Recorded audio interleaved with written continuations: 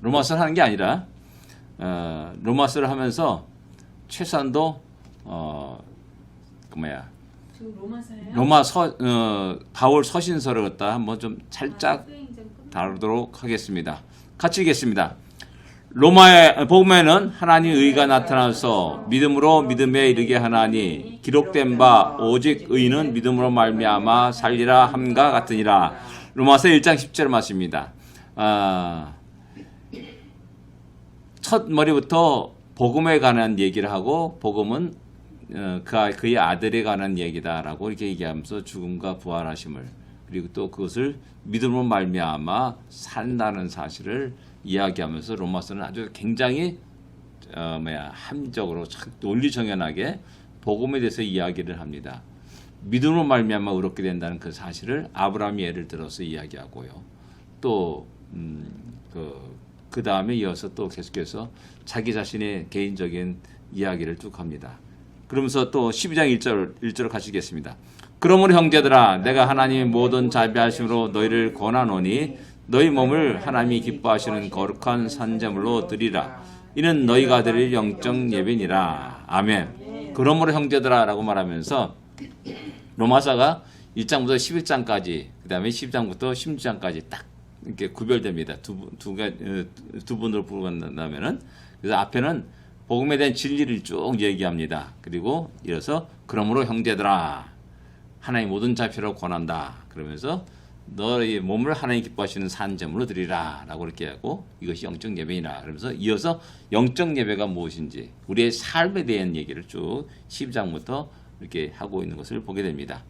예, 오늘 넘어가면서 바울 서신에 대해서 좀 잠깐 우리가 언급할 필요가 있고 그 다음 내용은 바울의 1, 2, 3차 전도 여행과 로마 가는 그런 내용을 쭉 적고 했는데 거기까지는 안 가고 오늘 여기까지만 하겠습니다. 바울 서신서에 대해서 바울 서신서 보면 성경의 순서하고 기록된 순서가 다릅니다. 그 차이를 좀 한번 생각해 보고자 하는 겁니다. 제일 먼저 우리가 로마서가 처음에 나옵니다. 사도행전 딱 끝나고 로마서가 나오죠. 근데 기록된 순서로 보면 갈라디아서가 제일 먼저 기록되었다라는 사실입니다. 아무튼 이제 안디옥 교회에서 1차 전도에 마치고 안디옥에서 기록했다라고 이렇게 이야기합니다. 그러니까 약 AD 48년, 49년, 50년 이전에 아마 기록되었을 거다라고 이렇게 이야기합니다. 두 번째로는 이제 로마서 다음에 나온 게 고린도 전서가 나옵니다. 근데 이제 두 번째로 이렇게 기록된 것이 일반적으로 그래 데살로니가 전후서가 이제 고린도에서 기록되었다. 이건 2차 전도 여행 때 빌립보 그다음에 데살로니가 그다음에 베레아 그다음에 쭉 내려서 아덴으로 해가지고 그다음에 고린도에 이르게 됩니다. 그리고 거기서 이제 실라와 디모데를 만나게 되고 합류하게 됩니다. 그러면서 이제 데살로니가 교회에 대한 소식을 듣게 되죠. 그래서 편지를 보내는 겁니다. 그래서 이제 고린도에서 편지를 보냈다. 그래서 두 번째, 굉장히 데살로니가 전후서는 상당히 일찍 기록된 책이라 할 수가 있습니다. 2차 전도 여행이니까 50년에서 53년 그 사이에 50년에서 52년, 54년 그 사이에 기록된 거라 할 수가 있습니다. 그러니까 대체로 고린도에 있었으니까 대체로 한 53년, 52년 그때쯤이라 이렇게 할 수가 있습니다. 그 다음에 세 번째는 이제 갈라디아서가 기록됩니다. 갈라디아서. 그 다음에 이제 순서로 보면 고린도 전서가 이제 에베소에서 기록됩니다. 이제 전서와 후서로 약간 나눠지게 되는데 전서를 주로 이제 에베소에서 기록되었다라고 후서는 아마도 마케도니아 지방에서 기록되었을 거다라고 이렇게 추측을 합니다. 그래서 어떤 사람은 이제 빌립보다 이렇게 얘기하는 사람이 있고 그렇습니다. 이게 3차 전도 여행 때 에베소서 오랫동안 머무르게 됩니다. 그래서 두란노라는 곳에서 두란노선에서 이렇게 복음을 전하고 또 말씀을 전하면서 강론했다라고 말하는데 거기서 아시아의 모든 사람들이 복음을 들었다라고 이렇게 이야기를 합니다. 그때 아마 고린도에 대한 소식을 듣게 되었고 그래서 고린도 교회를 향해서 편지를 썼다 이렇게 얘기할 수 있습니다. 근데 네 번째 이제 성경 순서는 에베소서가 나옵니다. 갈라디아서 다음에 에베소서가 나옵니다. 그 다음에 이제 여기서 이제 순서로 보면 로마서가 그 다음에 이제 고린도전서 다음에 이게 기록된 거다 이렇게 말할 수가 있습니다. 요 고린도는 아마 데살로니가 전후서 쓴 고린도가 좀 시간이 차이가 납니다. 뭐냐면 이제 3차 전도 여행 때 정확하게 어떤 위치는 정확하게 하지 않지만은 아마도 고린도를 이렇게 거쳐가게 됩니다. 그리고 다시 이렇게 거꾸로 쭉 다시 올라가가지고 들어와라 해가지고 쭉 해안선을 따라 쭉 내려오고 밀레도에서 쭉 내려가게 되는 거죠. 그래서 아마도 고린도에서 편지를 썼을 거다. 로마를 향하여서 로마 교회를 향해서 편지를 썼다라고 이렇게 우리가 일반적으로 얘기합니다. 그래서 갱그리아의 여자 집사 베베를 통해서 이렇게 보냅니다. 갱그리아는 고린도 바로 옆에 있는 항구 도시입니다. 고린도는 작은 도시죠. 그래서 아마도 이제 고린도에서 썼을 것이다라고 이야기하는 겁니다. 이게 3차 전도 여행 때니까는 상당히 또 후대에 이렇게 되게 됩니다. 한 53년부터 이렇게 58년까지인가 그렇게 되니까는 그렇게 됩니다. 그 다음에 다섯 번째가 빌립보서가 이제 나오게 됩니다. 그 다음에 이제 여기서 이제 주로 이제 로마에서 이제 옥중서신이라 이렇게 하죠. 옥중서신들이 쭉 나오게 되는 겁니다. 골로새서 나오고요. 이거 순서가 옥중서신은 이제 순서가 이게 정확하게 하기가 어렵습니다. 왜? 거의 같은 지역에서 한 거니까. 그 다음에 이제 왜 안 넘어가요? 빌립보서 다음에 골로새서가 이제 나오게 되고요. 그 다음에 이제 빌레몬서, 뭐 제가 이제 이렇게 썼지만은 순서가 어떻게 되는지는 모르겠습니다. 그 다음에 7번째 데살로니가 전후서가 기록됩니다. 그 다음에 에베소서가 나오고요. 그 다음에 8번째 디모데 전서가 이제 나오게 되고요. 그 다음에 빌립보서가 또 이렇게 순서로 보면 이렇게 나온다는 겁니다. 그 다음에 디도서가 나오게 되고요. 디모데 전서 후서가 이제 아마 마케도니아에서 썼다라고 하는 거 볼 때 마케도니아 지역에서 썼으니까 아마 지역의 대표적인 그 교회가 가장 큰 교회가 빌립보 교회이기 때문에 빌립보에서 썼을 거다라고 디모데 전서 또 디도서를 이렇게 이야기하는 겁니다. 디도서와 디모데 전서를 갖다가 빌립보에서 썼을 거다라고 이렇게 이야기합니다. 그다음에 10번째 빌레몬서가 나옵니다. 그다음에 이제 디도서 역시 빌립보서가 이렇게 쓸 거다. 그다음에 이제 히브리서 캐시마크를 폈습니다. 어떤 사람은 히브리서를 바울이 썼다라고 기록해서 바울 서신서로 이렇게 취급하는 사람이 있고요. 그다음에 이제 제일 후에 기록된 책이 이제 디모데 후서.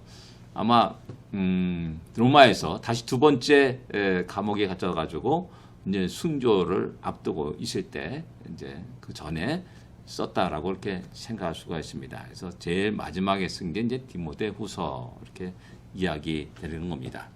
왜 이야기를 하게 되냐면은 왜 성경은 기록된 날짜 순으로 되지 않았는가? 그 때문에 이제 어떤 이렇게 성경의 순서를 정할 때 나름대로 어떤 큰 의미를 갖고 있다라고 이렇게 얘기할 수가 있는 겁니다. 마태복음, 마가복음, 누가복음, 복음서도 역시 마찬가지입니다. 어느 게 앞서다 뒤서다 뭐 말할 수 없지만은 아마 대부분 일반 학자가들이 마가복음을 제일 먼저 썼을 거다라고 이렇게 이야기를 합니다. 근데 이제 마태복음을 제일 먼저 딱 나왔다는 겁니다. 그래서 왜 그럴까? 그 마태복음은 아래 말했듯이 아브라함과 다시 자손 예수 그리스도의 세계라 그러면 쭉 해가지고 예수 그리스도까지 그 족보가 쫙 나옵니다. 그러니까 그 이름을 딱 접할 때 유대인들은 다 자기 조상들의 이름들이에요. 너무 잘하고는 있습니다. 그래서 어떻게 보면 그러니까 상당히 구약과 신약을 연결해주는 책으로서의 마태복음이 굉장히 그런 의미에서 또 마태복음이 제일 앞에 나왔을 것이다라고 말했고 또 마태복음 역시 마찬가지로 유대인들을 위한 개종한 유대인들을 위한 책이다라고 이렇게 이야기하고 마가복음은 또 그건 약간 다르게 로마 사람들 위한 책이다, 뭐 복음서다라고 말하고 누가복음은 이방인을 위한 이방인을 위한 책이다 이렇게 또 얘기하고 다 각자 이게 약간씩 다르다라는 사실입니다. 그런 차이점을 알고 보면 이 성경의 순서도 약간씩 다르다라는 사실입니다. 교회가 이제 세워지고 교회가 왕성하게 복음 전파를 통해서 교회 각지에 세워지게 됩니다. 그때 가장 중요한 것이 무엇이겠습니까? 믿음으로 말미암아 의롭게 된다는 이 사상, 이 진리, 너무나 중요한 겁니다. 왜? 제가 말씀드렸지만 이 세상에 거의 대부분 99%는 행함의 종교입니다. 모든 종교가 그래서 행함의 종교입니다. 그래서 선행을 쫓아서 가고 그런 게 아주 몸에 배어서 사는 겁니다. 하다못해 유대교도 그런 행함의 종교로 나가는 경우 그렇게 율법을 지키라고 그러고 말하고 하는 거 아닙니까? 율법으로 말면 율법을 통해서 의롭게 된다라는 이런 식의 사상을 갖고 있기 때문에 행함의 종교를 그 속에 살아가는 모든 사람들, 교회 성도들에게 복음이 무엇이냐, 우리가 의롭게 되는 것이 무엇이냐, 믿음으로 말미암아 되는 것이다라는 사실을 너무나 강하게 이야기하는 것이죠. 그래서 교회에 바로 이 진리가 분명하게 세워져야지만 된다. 그래서 온전히 우리 하나님께 영광을 돌 수가 있는 거죠. 내 의를 드러내지 않고 내 영을 취하지 않고 겸손히 하나님의 그 은혜를 기뻐하며 감사하며 아무 보잘것없는 자에게 하나님이 은혜로 구원하여 주시고 하나님 자녀를 삼아주시고 하는 이런 모든 것이 너무나 놀라운 것이라는 거죠. 그것을 갖다가 로마서는 우리에게 이야기해주고 있는 겁니다. 그래서 사도행전 다음에 제일 먼저 로마서가 놓여졌다라고 이렇게 이야기했어요. 그러니까 어떻게 보면 순서가 참 이렇게 의미가 있어요. 근데 고린도전서 그다음에 두 번째 나오는 고린도전서 어떻습니까? 읽으면서 어떻습니까? 여러 가지 문제가 있어요. 여러 가지 문제가 있어요. 복잡한 문제가 있어요. 교회에 뭔가 있을 줄 알고 싹 들어왔는데 인간 냄새 펄펄 나는 겁니다. 여전히 잘못 들어왔구나. 뭐 그런 마음 실망도 할 수가 있고요. 그런 게 있어요. 이게 보니까 고린도 교회 역시 마찬가지 그런 문제가 많이 있어요. 파쟁이 있어요. 바알파다, 아볼파다, 베드로파다, 그리스도파다라고 쫙 파쟁이 있어서 서로 싸우다기보다는 갈등하고 분열하는 그리고 자기들끼리 똘똘똘 뭉쳐서 나가는 종종 그러잖아요. 여기 고향이 전라도 사람 교회, 여긴 경상도 사람 교회, 여긴 충청도 사람 교회 해가지고 다 이렇게 가보면은 그 목사님이 어떤 분이냐에 따라서 대부분 그런 사람들이 모여요. 저는 고신측이기 때문에 가서 보면 대부분 목사님들이 대부분 경상도 사람들이에요. 대부분 경상도 특별히 또 남쪽 경상남도 사람들이에요. 부산 경상남도. 그러다 보니까 대부분 이렇게 교회 성도들이 다 좀 대부분 나왔죠. 경상도 사투리 쓰는 사람들이. 그런 나중에 가면 완전히 소외돼. 좀 이상하다. 뭐 그런 느낌을 종종 받을 때가 있어요. 예.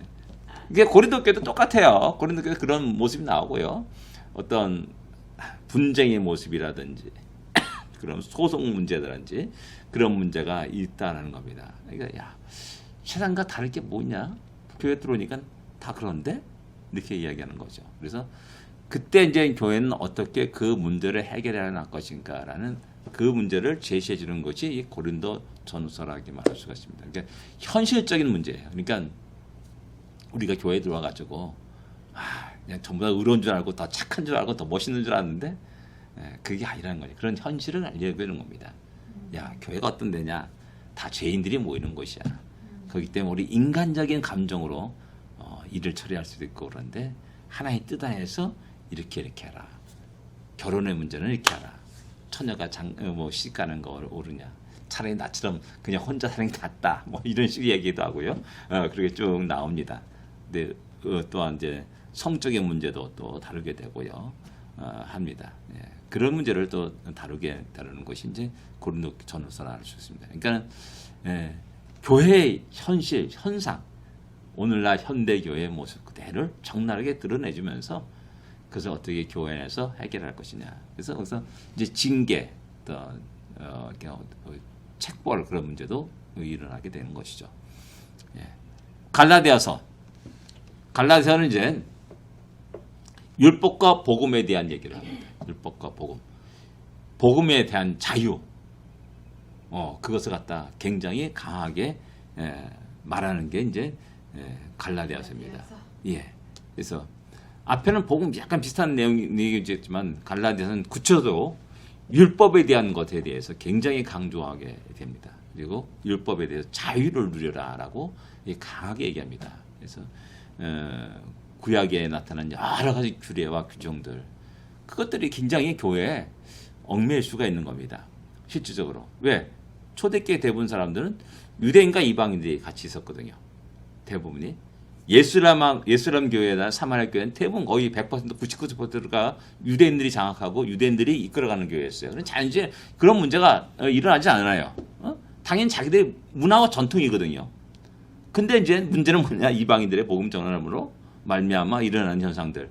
그 이방인들의 음식 규례 같은 걸 어떻게 할 거냐? 라는 이런 문제가 굉장히 강하게 놔둬도 되는 거고, 할례를 받아야 될 것이 말 것이냐, 절기를 지켜야 될 것이 말 것이냐, 이런 문제가 굉장히 크게 되는 겁니다. 우리는 설날을 지키고, 우리 단오날을 지키고, 칠석도 지키고, 그 다음에 8월 15일 추석도 지키고 그러는데, 절기가 다르잖아요. 이 문제에 대해서 많은 이렇게 어려움들이 있습니다. 그래서, 율법에 대해서 이야기하면서, 율법의 자유를 누려라라고 이렇게 이야기하는 책이 이제 갈라디아서라 이렇게 말할 수 있습니다. 에베소서.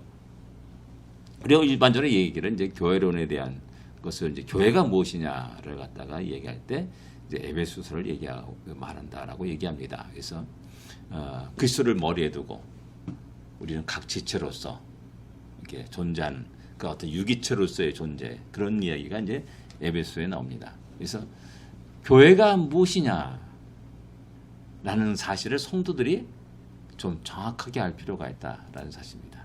교회가 무엇이냐. 요즘 이제 교회가 상당히 이게 흐릿해지는 겁니다. 교회가 무엇인지 그래서 흐릿해지는 겁니다.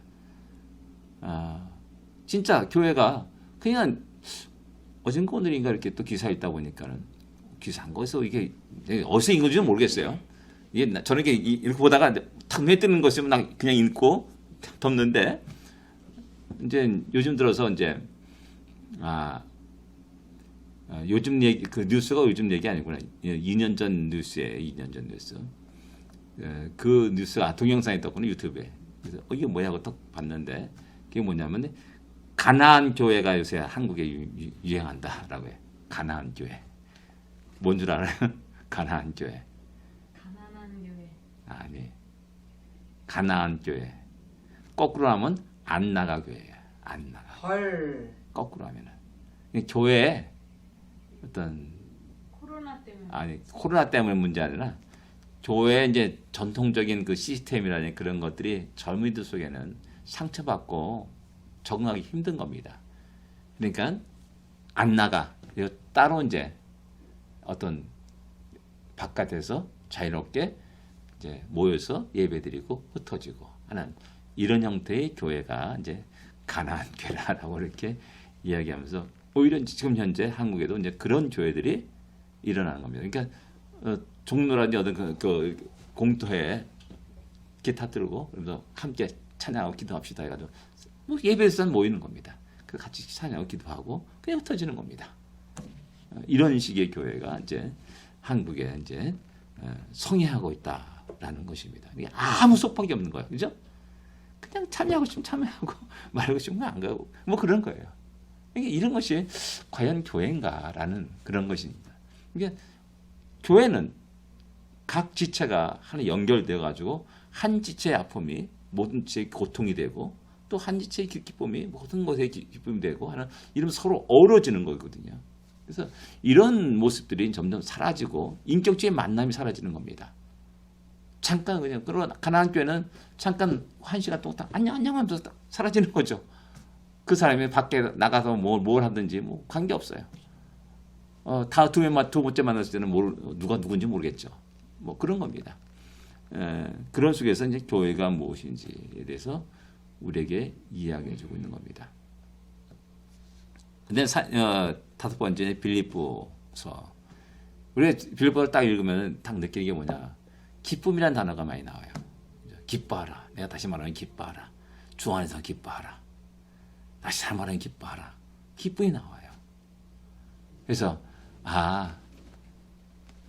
복음이 증거되면서 교회가 세워지면서 그 생활 속에서 살아갈 때 굉장히 중요한 것이 기쁨이다. 하나님의 은혜 속에서 깨닫고 우리가 표현하는 나타나는 그 현상들은 기쁨이다라는 사실입니다.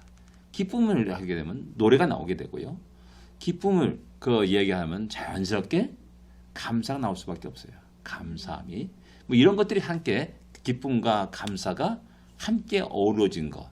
그래서 모든 것에 만족할 수가 있고요. 모든 환경과 상황에 따라서 불평과 원망이 일어나는 것이 아니라 어떠하든지 상관없이 사도 바울이 내가 모든 일체의 비결을 배웠노라라는 것처럼 만족감과 또 모든 것 속에서 하나님의 뜻과 계획 속에 있다는 사실을 딱 보고 기뻐하며 감사하는 그런 성도가 굉장히 중요하다는 사실입니다. 그래서 빌립보서가 그것을 이야기하면 그 순서로 쭉 나가게 됩니다. 교회 안에 이런 기쁨이 있어야 되고 감사가 있어야 되고 그 하나님 놀라운 은혜 속에서 하나님의 계획과 뜻을 깨닫고 또 살아가는 만족감과 자족함들이 있어야 된다는 사실입니다. 그 다음에 6번째는 골로새서. 이 골로새서는 기독론에 대한 책이다라고 이렇게 얘기합니다. 그리스도 그분이 누구인가를 갖다 굉장히 강하게 얘기합니다. 성격은 약간 갈라디아서와 비슷한 성격을 했어요. 근데 갈라디아서는 율법과 복음에 들었다 얘기하고 골로새는 기독론에 대한 그러니까 그리스도가 누구인가라는 사실을 정확하게 얘기합니다. 그러니까 교회가 있는데 복음이 있는데 복음의 주인공인 예수가 없어요. 뭐 그런 사람은 너무나 그냥 기가 막힌 거 아닙니까? 그래서 어떤 분이 이게 뭐 교회 행사한다고 막 와가지고 뭐 주민 초청 막 해가지고 했는데 정작 예수를 전하지 않는 겁니다.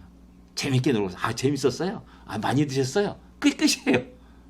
그러니까 이게 우리가 줘야 될 것은 예수 그리스도를 이렇게 전해야 될 것이고 또 금을 통해 일어나는 놀라운 하나님의 구원과 역사를 갖다가 이야기해야 될 텐데 많이 드셨어요. 즐거웠어요. 이렇게 끝난다는 겁니다. 그래서 그런 면에서 이제 교회 안에 이 그리스도가 누구인가 우리가 정확하게 그리스도를 알 필요가 있다는 사실입니다. 그래서 기독론에 대한 책을 이렇게 할 수가 있습니다. 데르과 전후서 우리가 잘 알다시피 종말론에 대한 이렇게 강조를 한 책이 바로 데살로니가 전후서입니다. 교회는 역시 마찬가지로 성도들은 우리 마지막 때를 준비해야 돼요. 항상 준비하는 성도의 특징이 뭐냐? 준비하는 겁니다. 노아가 110년 동안 그 홍수를 대비하면서 배를 만들었듯이 방주를 만들었듯이 우리도 마찬가지로 주님이 오실 그날을 대비하면서 늘 깨어있고 늘 준비된 속에서 살 것을 갖다가 이야기하는 것이죠. 그래서 종말론적인 그런 책이 이제 다루는 책이 이제 데살로니가 전서입니다. 그래서 그 종말론은 세계 이걸 또 뭐라고 그래야 되나? 개인의 종말론이 있어요. 역사의 종말론이 있고요. 역사의 종말이 있고 이제 이 온 지구 만물 천지 만물이 다 이제 끝나는 거 그런 종말이 있고요. 내 개인의 종말이 있어요. 난 다 죽잖아요. 내 인생의 마지막이 있잖아요. 그럼 그때는 어떻게 될 것인가? 죽은 다음에 우리는 어떻게 될 것인가? 라는 것이 이제 개인의 종말론에 속하는 것입니다. 두 가지를 다루고 있는데 그런 의미에서 우리가 그 마지막을 잘 준비하면서 우리가 깨어있는 성도가 될 것을 이렇게 우리 데살로니가 전서를 통해서 우리는 깨닫게 됩니다. 그 다음에 디모데전서, 디도서 이것을 우리는 목회서신서라고 말합니다. 목회서신서. 이제 교회가 시스템이 되는 겁니다. 중구난방적으로 처음에는 이제 그냥 다 모여가지고 같이 함께 기도하고 예배드리고 뭐 이렇게 나갔지만은 이제 교회가 이제 시간이 들어서 부흥하면서 자라면서 이제 시스템이 되는 겁니다. 장로가 필요하고 감독이 필요하고 집사가 필요하고 그렇게 되는 거죠. 그래가지고 이제 그런 부분에 대해서 목회자인 디모데 너는 어떻게 해야 되냐? 어른들은 어떻게 될 것이냐? 또 자매들은 어떻게 될 것이냐? 그런 문제가 얘기하고요. 또 이제 너희 연수함을 업신여기지 못하게 하라. 도미다가 얘기합니다. 아마도 그때 당시 젊었던 거죠. 그러니까 근데 교회는 그보다 더 아버지 뻘 된 사람도 있고 할아버지 뻘 된 사람이 있고 에이 어린 놈이 어쩌고 뭐 이럴 거 아니에요. 근데 과연 그럴 때 너가 어떻게 그분을 대할 것이 그런 사람들 될 거냐라고 하는 겁니다. 나이 많은 사람들은 어머니처럼 대하고 아버지처럼 대하고 뭐 이런 식의 이야기가 나옵니다. 그리고 절대 너 자신 업신여기지 않도록 하라. 너는 복음을 전하는 사람이다. 나이의 문제가 아니다. 이게 꼭 뭐 같냐면 구약 시대 레위 제사장 제도와 똑같습니다. 제사장들은 또 백성들의 아버지라라는 말이 있습니다. 레위인가 거기에. 그래서 상당히 그들을 높였습니다. 그러니까 지금 우리는 그렇지 않은데 천주교 같은 경우에는 아들이 사제 서품을 딱 받으면은 제일 먼저 하는 일이 뭐냐? 자기 어머니를 강복하는, 축복하는 겁니다. 술을 얹고. 이게 육신으로부터는 부모와 자식 간의 관계지만은 그러나 영적인 면에서 이제는 자기가 이제 영적인 리더로서 이제 행사해야 될 그런 첫 번째를 갖다가 자기 어머니를 축복하는 그것으로 이제 시작하는 겁니다. 그렇게 얘기하고요. 그렇습니다.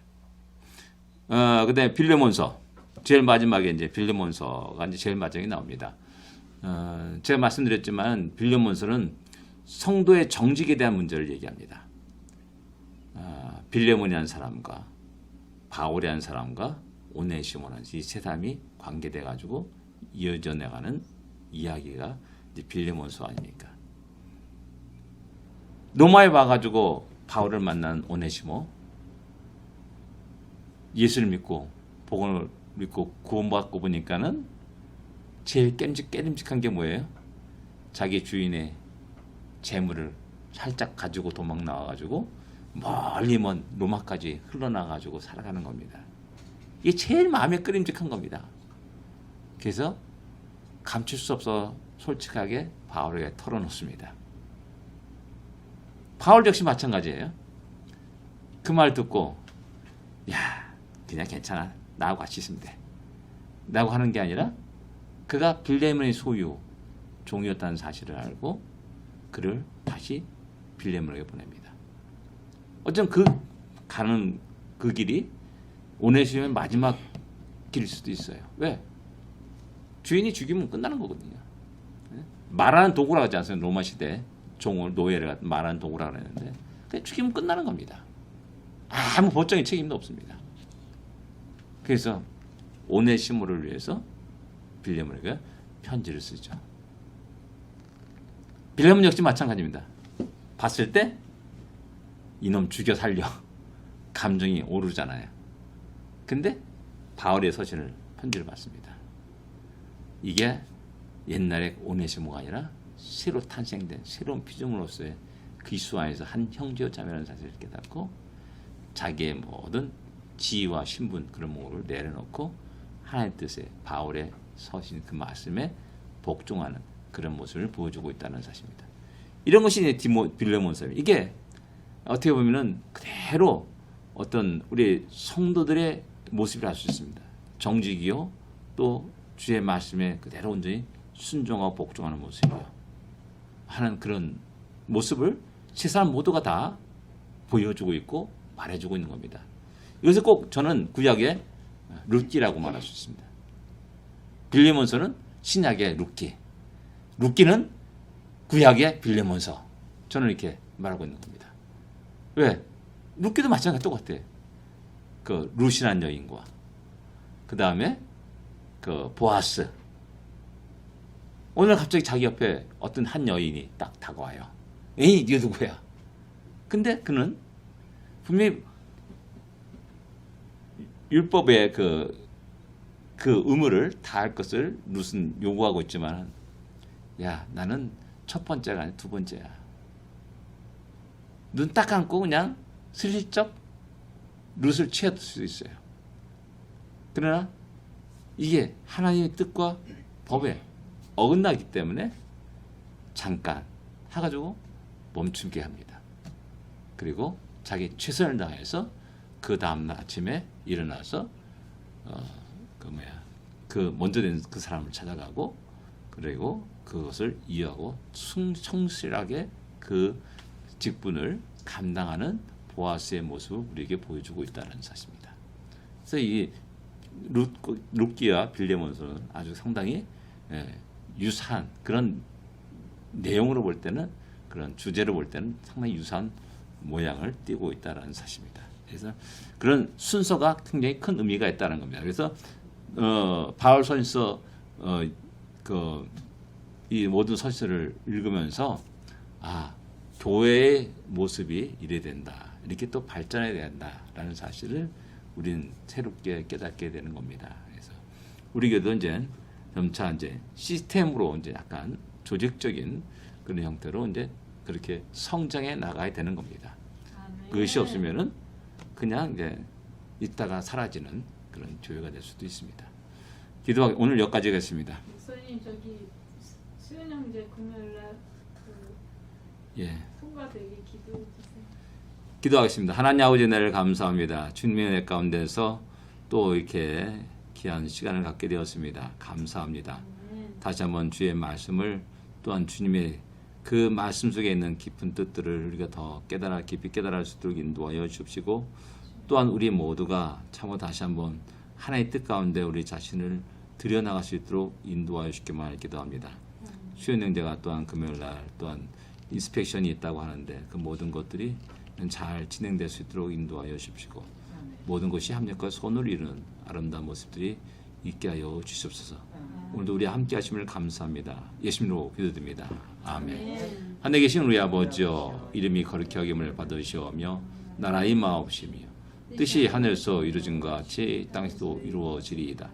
오늘날 우리에게 일용할 양식을 주옵시고 우리가 우리에게 죄진 자를 사하여 준 것 같이 우리 죄를 사하여 주옵시고 우리를 시험에 들지 말게 하옵시며 다만 악에서 구하옵소서.